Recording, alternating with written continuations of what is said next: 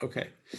Well, today we're going to talk a lot about leadership modes, and then we'll kind of transition into some other stuff. So uh, there's the introduction that I just spent time doing, but in the encapsulated one sentence version. Okay. Um, these particular authors adopt the notion of talking about an instructional, adaptive, and transformational modes. And so let me go over here and pull my little doc cam up so we can kind of look at those a little bit. And hopefully you can see that a touch. I don't know. Maybe not. Let me blow it up a little bit. That, and you have to think about these modes not as leadership styles. Now, these are not leadership styles. These are modes of leadership that if you're a administrator in a building uh, or in a division, then that you have to think about in terms of the different roles that you fill during the day. And you have, particularly in this time, and all that's going on around us, you have to deal with this notion of not only capacity but also the idea of just how do you do learning in this environment, and how do you deal with the inevitable equity issues that will surface and get a whole lot worse. Because if you were concerned or thought you had real equity issues prior to our visit from Mr. COVID, then you are really going to be stunned by the equity issues we're going to end up after we get clear of this, or at least get beyond it to a point where we can function.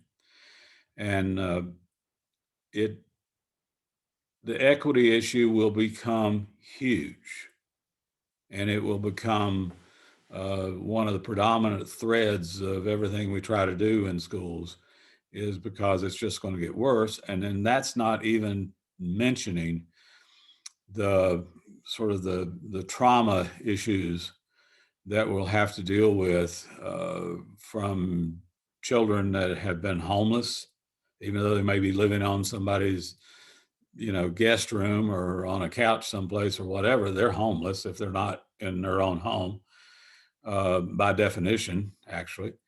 The trauma that may come about as a result of having lost individuals in your family, or know individuals that didn't make it. Last night they were talking about one of the classrooms were just across the way, and they were coming back yesterday or today, I think, to be live again, to have some face to face again. And her kids were. She was talking about her kids have to deal with the fact that the teacher across the hall from them fell ill at school and was taken immediately to the hospital and didn't survive another couple of days. And so kids are can be tough and they can be resilient, but we know that this whole issue of trauma is something that's becoming a bigger and bigger issue we'll have to deal with. And certainly after this, it'll be, kind of a predominant issue to deal with. So not only are we trying to figure out how to create schools that can foster learning, but also schools that can deal with equity issues in this, moment of terrible trauma. And so there are different types of modes of decision making and modes of leadership that you have to engage in if you're a person in charge in the building or one of the leaders in the building.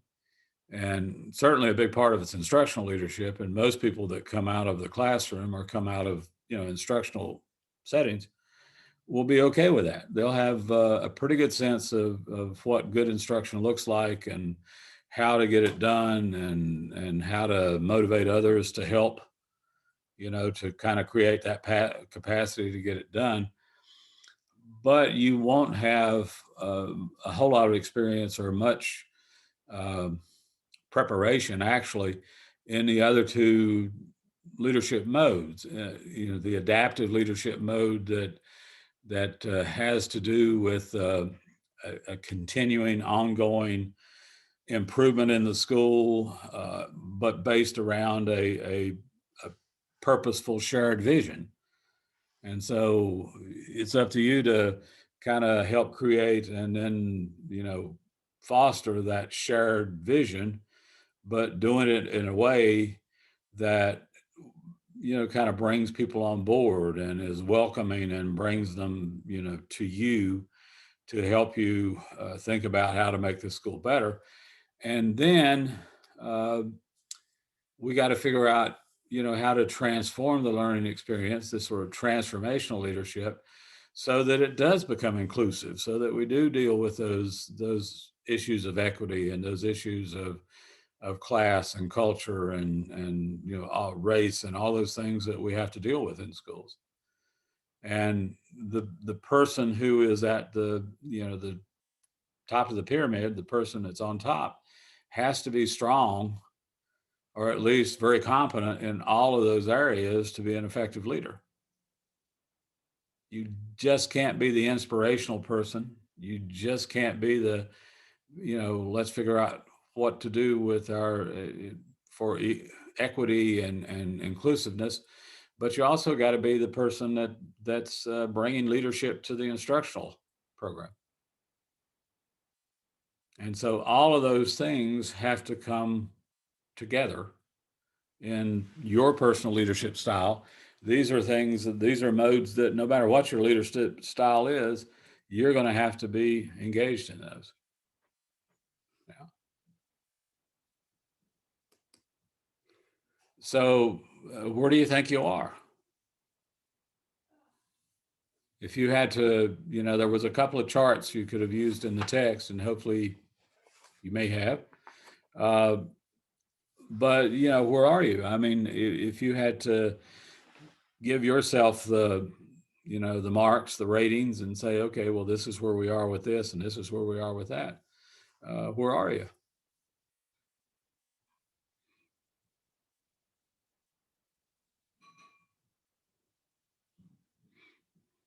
That's not rhetorical, by the way. It's a real question.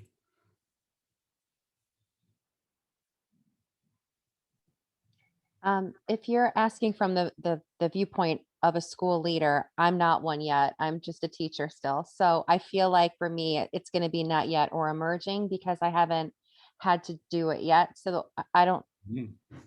that's all I can really say, I think, on that. Others? I kind of viewed it the same way as Katie. Like I wasn't really sure how to view myself because I haven't been in that situation. Yeah.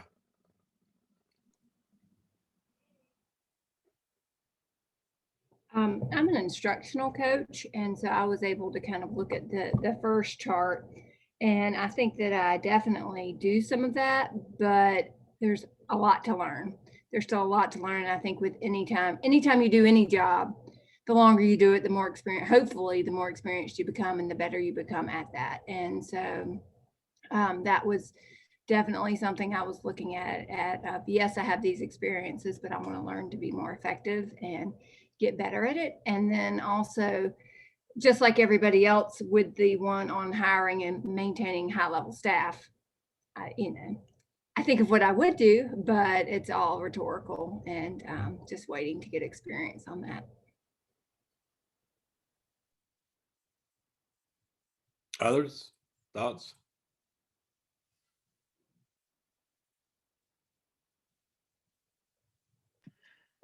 Dr. Bold, I thought about the adaptive portion of leadership in my own school, and as a leadership team a few years ago, we were kind of trying to set a chart where we wanted to go.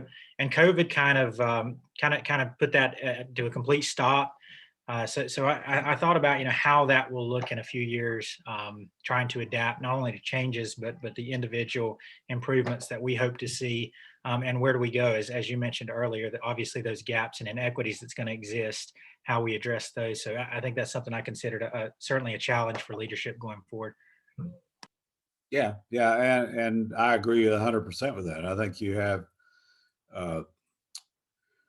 that whatever you had going as a school improvement model or a school improvement plan, or a continuous improvement plan, or whatever you were calling it in your division, whatever you had going is it's not out the window, but it does need serious revisit.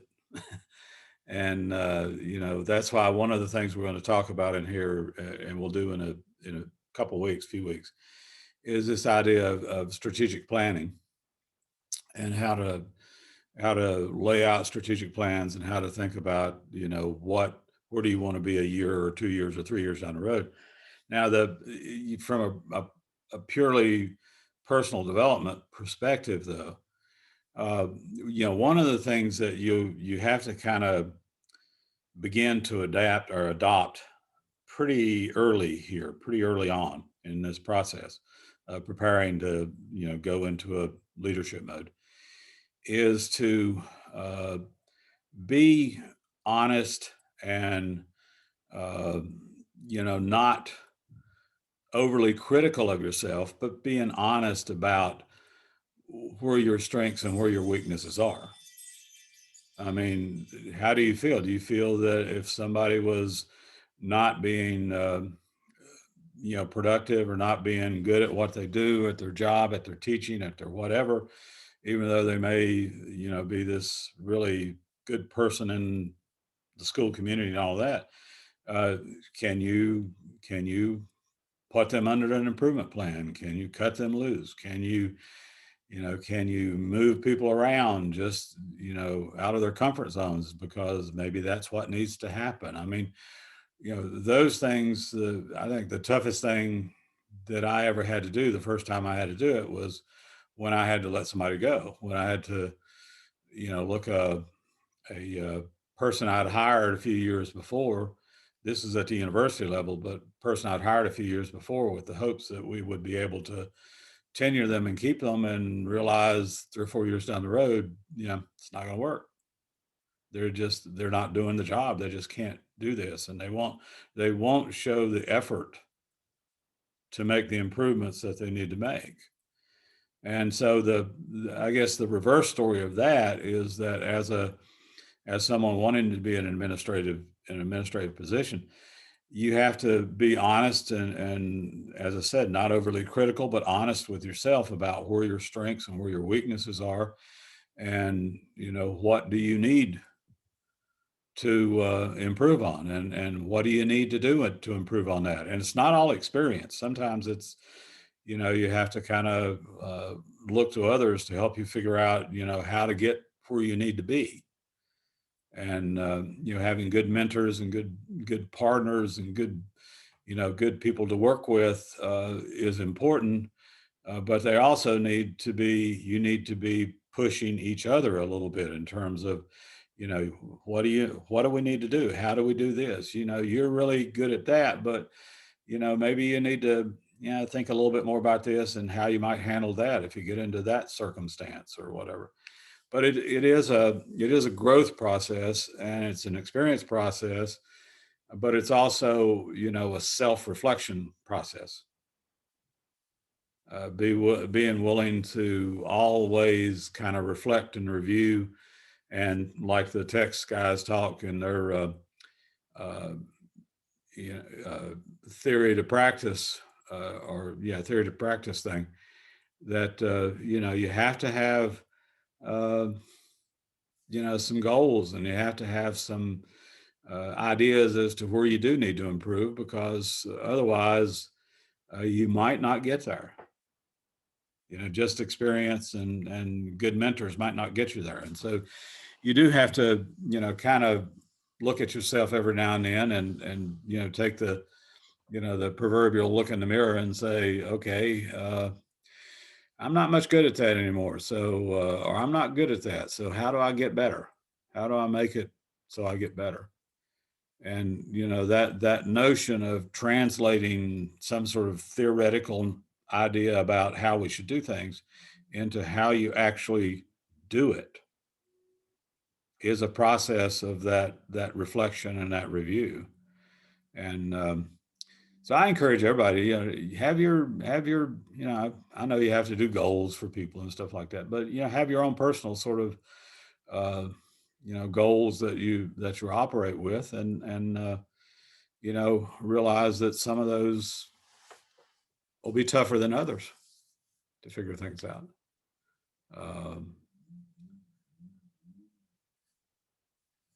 Thoughts, critique, gripes, just general concerns. Dr. Bold, I was kind of thinking about what I think it was Katie Prusco was saying, is that I'm a teacher and I wasn't really able to kind of think about how my effective leadership is in these modes, but I was able to think about what I'm experiencing in my school.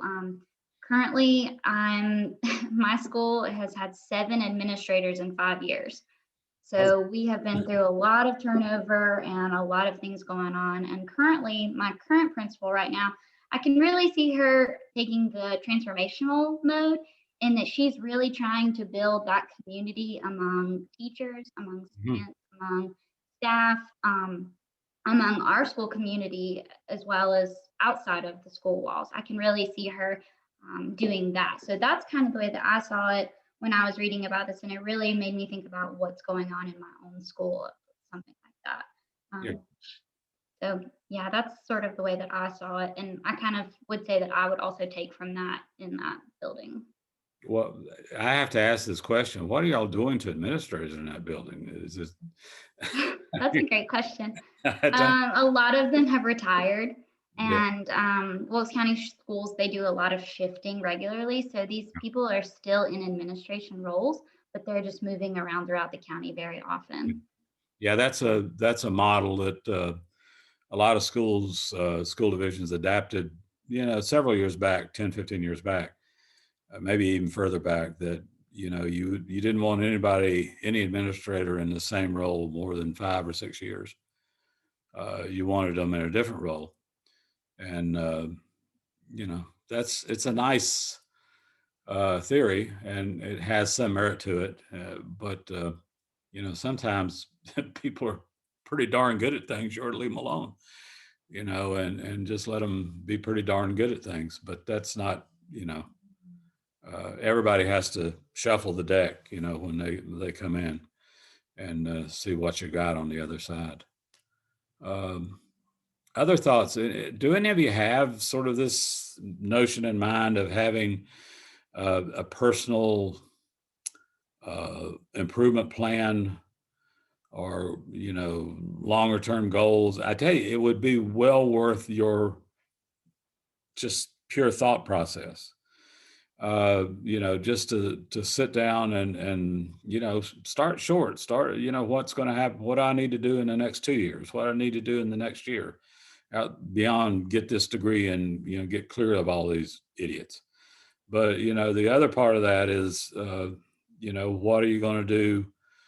What are you going to do to help you get where you need to get there? And, you know, what are you going to read? Who are you going to look at? Who are you going to, you know, those sorts of things. But it's, you know, you don't have to share it with a bunch of people or show it to anybody if you didn't want to. But, you know, I've always found that those are useful devices, simply because, you know, not a lot of people on the outside are going to tell you that you need to get better at something until it almost might be too late. You know, people are real good about telling you need to get better at something after you've already screwed up. But, you know, that's not necessarily the time to find that out. You'd like to, you know, kind of have a better look at it and think about it yourself. So that's just a thought. The other thing that you have to keep in mind of all this is that, as I mentioned, this strategic planning idea is going to be huge, because everything gets looked at again. You have to take a look at everything that you have been doing, everything that's been happening in schools. Because, this virtual learning piece, it has some good pieces to it. It has some good things to it. And it has it could enhance school programs a lot. If we figure out how to use it well, and figure out how to use it under better circumstances. And that has to be, technology has to be a bigger part of strategic planning, resource allocation, cross training, lots of stuff has to be a bigger part of this, because you really don't know whether this was the one-off, or this is the beginning of the next period of our history. The world's warming, everything's moving, the currents are changing, environments, ecology is rapidly changing in lots of places, and who knows what kind of bugs and things like that might be coming out of the woodwork. So, we need to get really good at handling these sorts of, catastrophes, because I suspect we're going to see more of them. I'm not hoping that happens, but I just think it's going to, because it's a part of the warming world that we live in. So it's this strategic planning piece has to be a big part of it. And I'm going to slide something else over into this thing out of the book. I don't know what I did at the university level before doing virtual stuff, before I got a doc cam that actually worked well.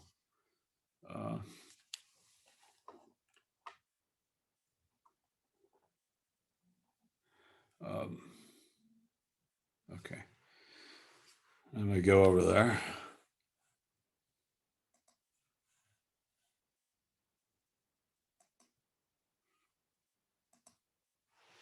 Okay.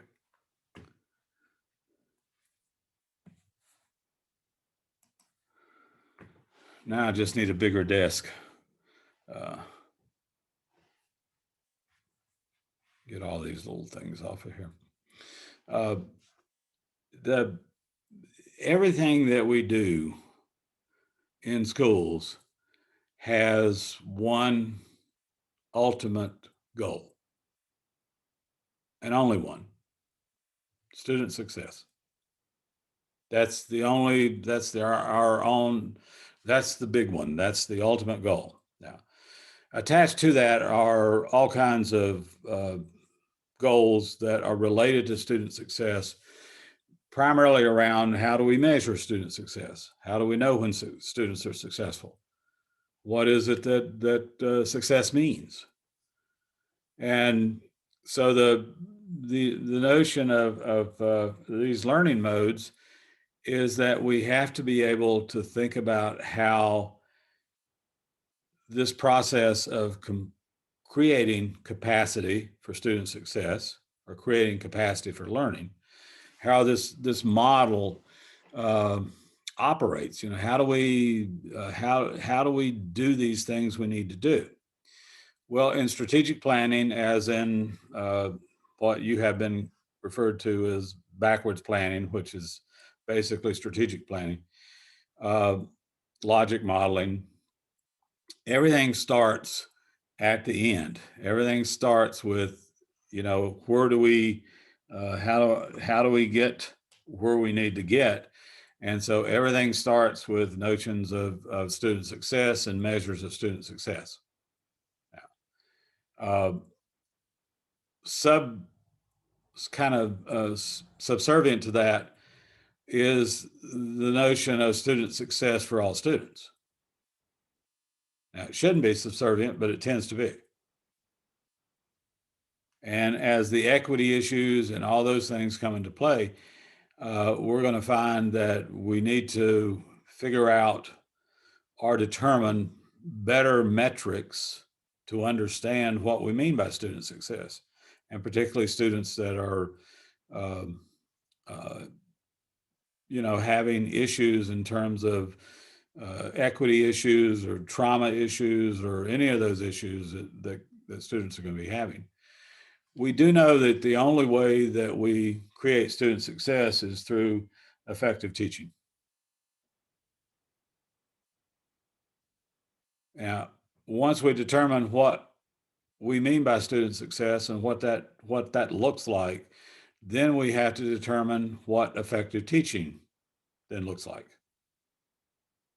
And maybe it's somewhat different. One of the things that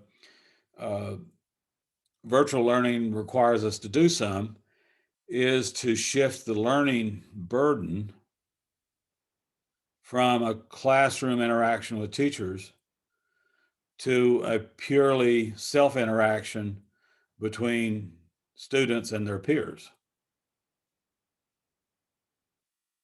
Because there's nothing that really can be done on this end except ask the right questions, give you the right materials, and then get out of your way. And so teachers have to learn, what is the right role, and you can't hold everybody's hand. You can hold as many as you can, I guess. Well, right now you can't hold any hands, but you really do want to know, what does effective teaching look like, and it might be different from what you have been trained to do a little bit. And so the role of staff development and personnel development is going to be huge in the coming years, because we're going to have to get people a whole lot better at a whole lot of things that we have not necessarily done before. Now, that raises that notion of being an instructional leader to a different level,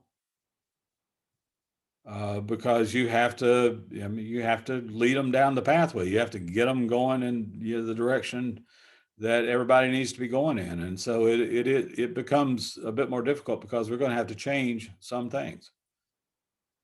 Effective teaching is going to look different.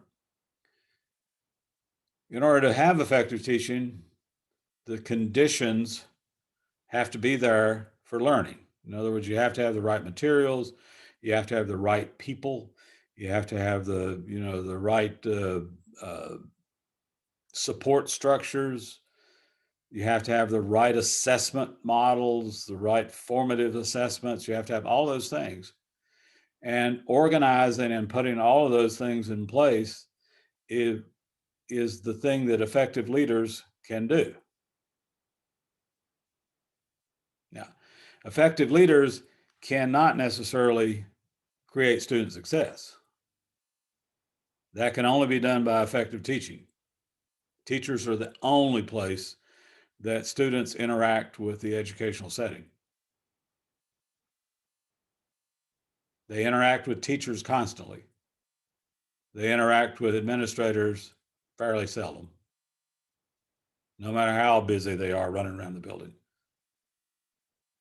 It's always teachers. And any administrator that doesn't realize that teachers are the key to the building is a fool. And they will make you look good and they will make you look bad.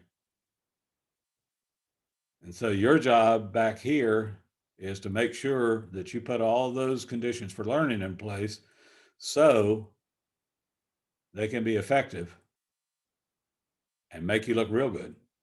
Not that that's important. But the teaching part is always the key.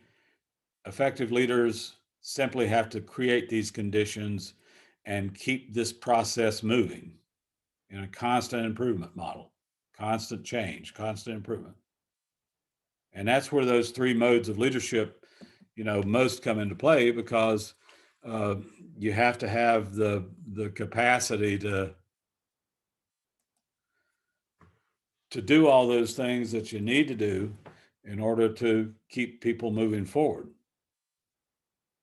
Now, what you do create And what we will talk about a little bit more as you read a little bit deeper in the text here, what we do create is a learning environment, a learning institution. And those are, you know what that looks like, you know how that feels. It's kind of like when you go into a team that you're teaching in, or a grade level, or a content area, and you meet and plan and all with the other teachers, and they're all very excited about it, and they're very excited about what they're doing, and they're excited about the content. And you know that sort of level of enthusiasm and level of excitement that you see, that you know that you've created, that there is a learning environment there now. Everybody is kind of pulling in the same directions, toward the same goals, toward the same outcomes. And it's almost a little bit of a competition to see who can do better. But it's a friendly competition. And so it is this notion of a learning organization, a learning institution, that becomes key and central to, school being really a place where learning can take place and where students can succeed. But it does require you as an administrator. Fortunately, you don't have to do this day one. You don't have to take that first job as an assistant principal, associate principal, or assistant director, or whatever it is that you end up taking a job as, and immediately have to walk in day one and be good at all these things. Lots of schools are run by very good teams of administrators, which have different strengths. But if you're going to be the top of the pyramid administrator, the one that ultimately has to make all the decisions, no matter how much help you get, eventually it's always your signature on the line. You have to be pretty good at all of these, or at least competent at all of these, or at least know who you have that can do all these things. And so, it's sort of a metacognition sort of thing also. I mean, you have to look at how you interact with other administrators, other professionals, to see how, what I need to do, what I need to be better at. And so that's and I mean, you get there. Everybody gets there pretty much.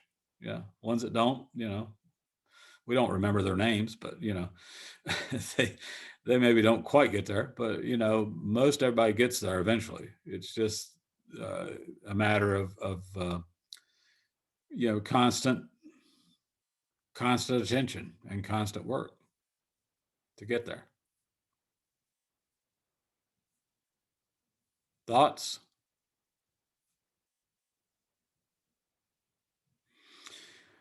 Okay. I'm going to plunge on ahead. What I'm going to do now is I'm going to randomly parse you out into breakouts using the Zoom function, and give you about 15 minutes, 20 minutes, somewhere in that range. And I would like for each member of each group, there'd be 4 groups of 4. Each member of each group, or maybe, I don't know, we got 15 or 16, I don't know. But each member of each group have an opportunity to at least talk for a minute or two about, where you think you are in terms of your strengths and weaknesses in terms of these leadership modes. Now, it could be obvious, or you may surprise, you may have people in your group that surprise you that are, it's not that obvious. And then we'll come back and we'll talk a bit about, what we see there as threads through that. And then we'll pretty much hang it up for the evening and pick up the pace with a little bit heavier content starting next week. and you can look ahead, you see what's coming, and you see what needs to be read and what needs to be looked at. So, please stay on top of it, stay ahead of it, because otherwise it's not a much benefit to you, and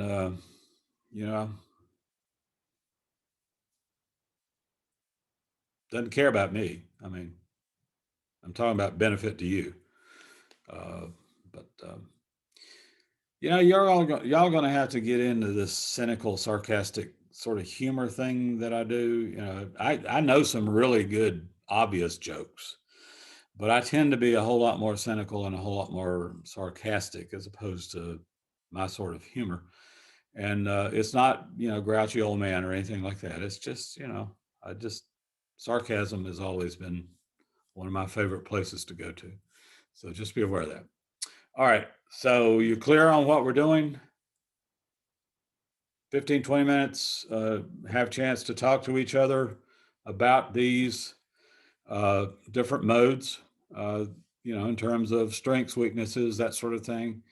Then we'll come back together and talk about it for just a little bit, and then we'll call it an evening and say, I can go for a walk before it gets too cold and enjoy the snow. But yeah, we had about 6 inches up here, so we got a little bit. All right. Breakout rooms. Assign automatically. We're going to do 4 rooms. Oh, not 5, 4. And 4 participants per room. You should be going away now, anytime.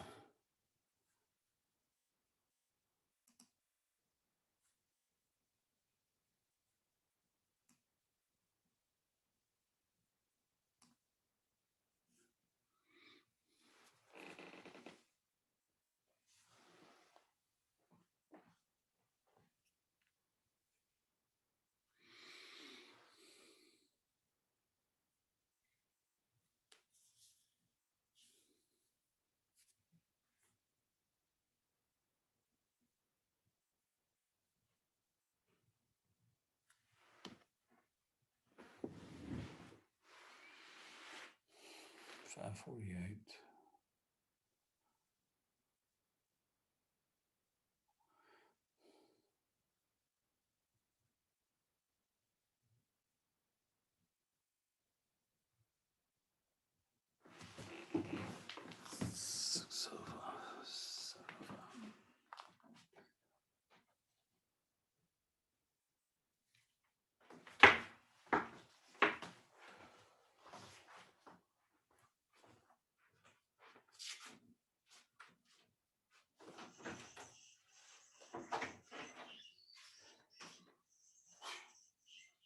Breakout room. You're already there? These youngsters are a little less chatty. What? These youngsters are a little less chatty. Oh. There may be, most of these folks have been in the classroom 5, 6 years, something like that, maybe a little bit more. And They're tired. they're tired, but they're also, Not chatty. not chatty. The ones that have been in education 10, 12 years, they're chatty.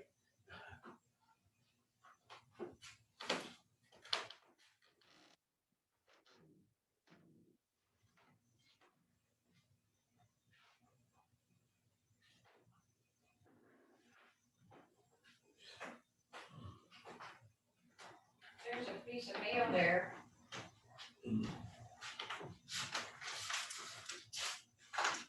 Oh, it looks real official, doesn't it?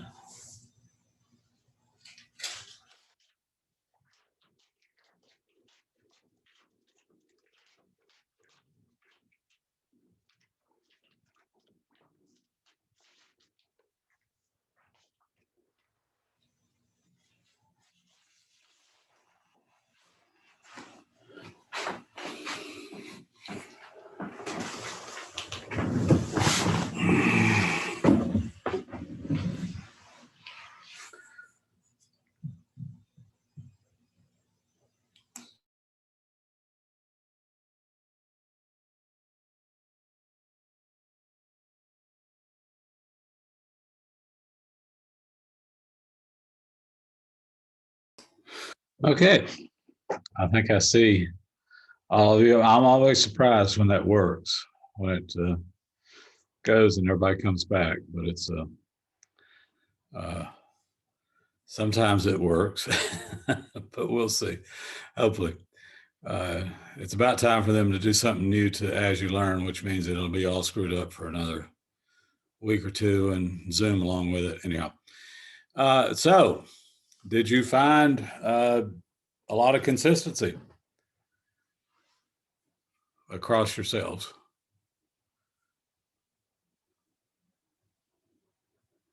Yeah.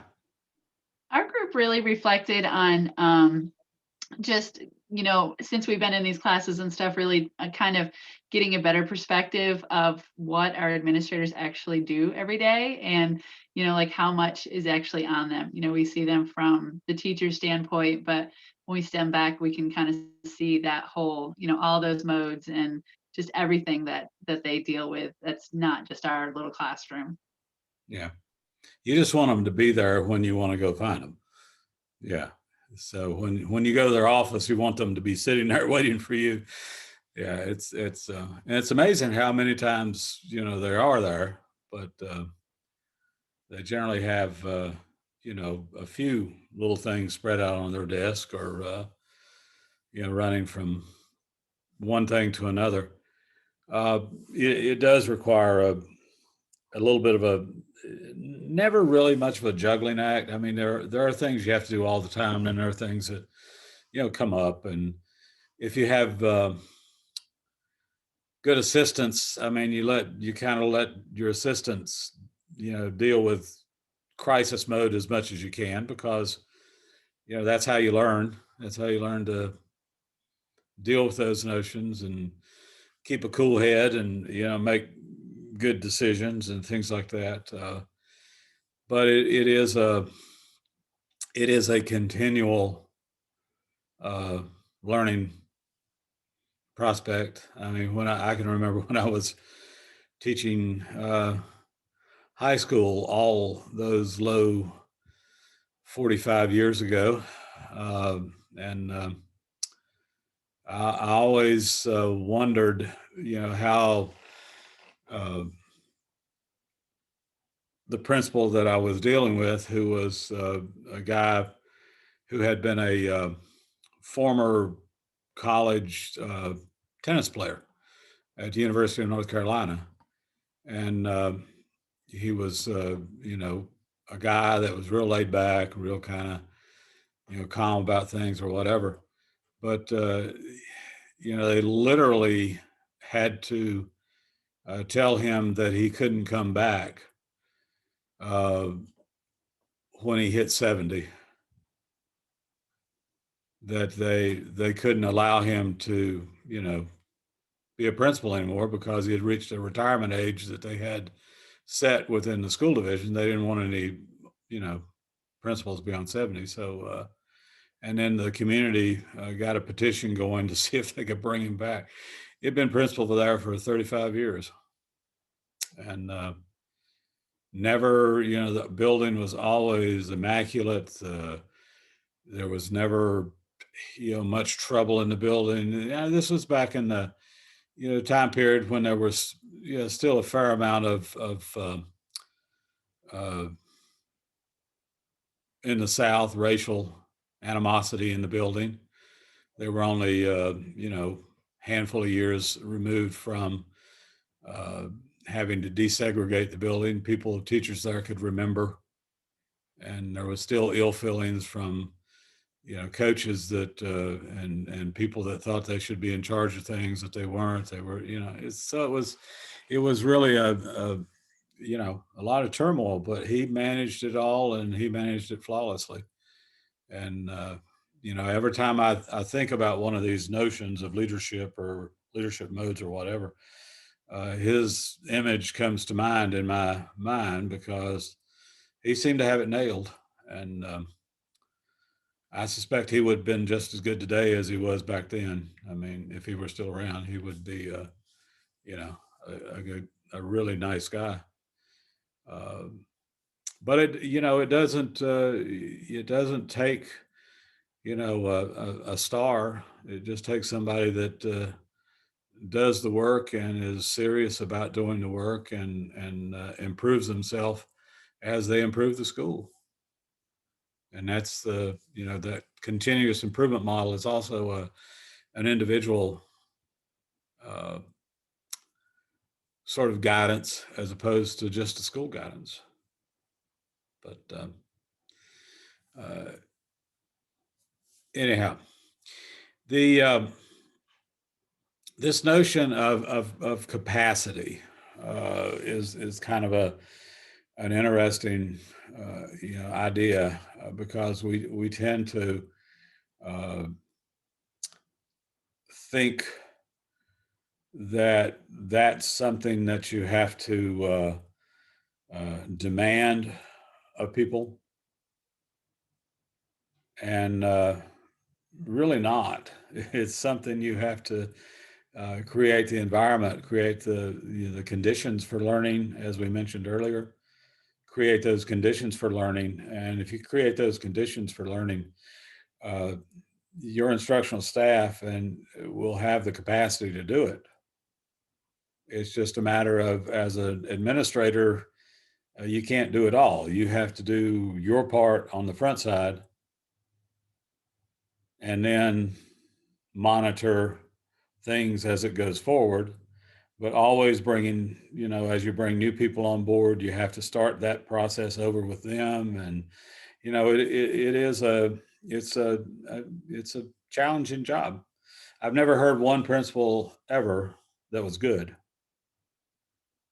say they dreaded getting to school in the morning. In fact, I know a lot of them that got there, you know, half an hour, 45 minutes before the buses got there every day. And it wasn't necessarily because they had so much to do. It's because that's what they wanted to do. They wanted to get there. They wanted to be there. They wanted to, you know, be in that environment and you know, try to make it work. And the only warning of the whole thing is that the very thing you can't do is that you can't micromanage a school. You absolutely can't. You cannot manage everything that goes on in that school. You have to have trust and faith in your team, but also in, you know, your teachers and your staff and, you know, all that sort of stuff too. When I was getting my teaching certificate back in the 70s, the yes, the 1970s, not 1970s, back in the 1970s,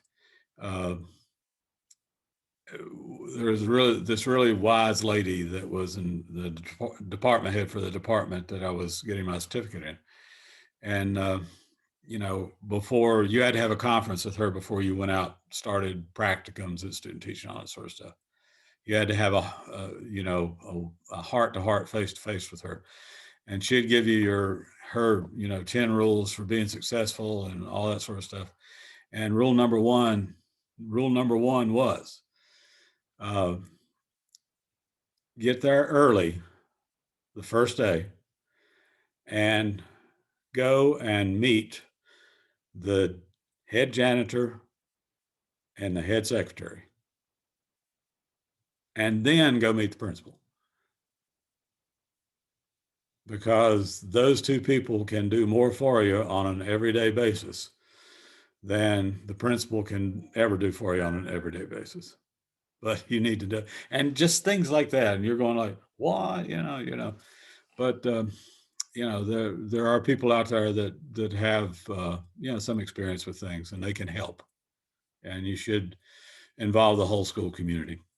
All right, folks, I can see that this is droning on, and I'm droning on as I plan to do sometimes or don't plan to do sometimes. Next week gets a little heavier, a little bit more reading. We're tapping into a second little text, talking about strategic planning. You need to see if you can put your hands on you know, your school's environmental scan, or you know, one that may exist. And let's start that point with a strategic planning idea. We'll come and go a couple of times next week. We'll be in a big group, in small groups, and then about the end of that session, we'll see if we can make sure we have plans in place for the work groups for the group project, because after the 15th, I think, or maybe the 15th, I can't remember, but coming up in just a couple of weeks is the async session, which is focused around you meeting as teams, project teams, to get that process organized a little bit. Yeah. So a little bit more reading, a little bit more prep, and I promise, before we get too far down the line on this thing, we will actually look at some numbers. Yes, don't be surprised if we look at numbers in here at some point. And don't be surprised if I mention something that's almost statistical. But you have to have the numbers sense too. You have to be able to deal with the numbers, because almost every decision we make today in schools comes with a set of numbers.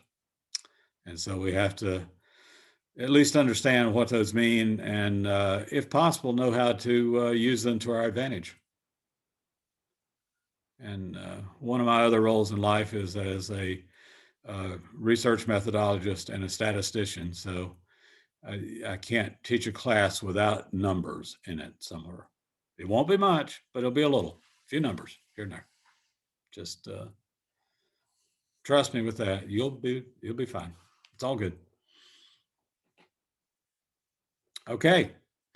Well, folks, I hope you have a good week. Have a chance to get your reading done, and pull up an environmental scan, and then we'll kind of go from there. If you need to reach me or anything, you got my email, you got my phone number, email better. And if you need a one-on-one, we can do a one-on-one. That's not a problem. Just let me know if you need anything. Otherwise, I will see you next week, same time, same station. So have a good night, and stay safe.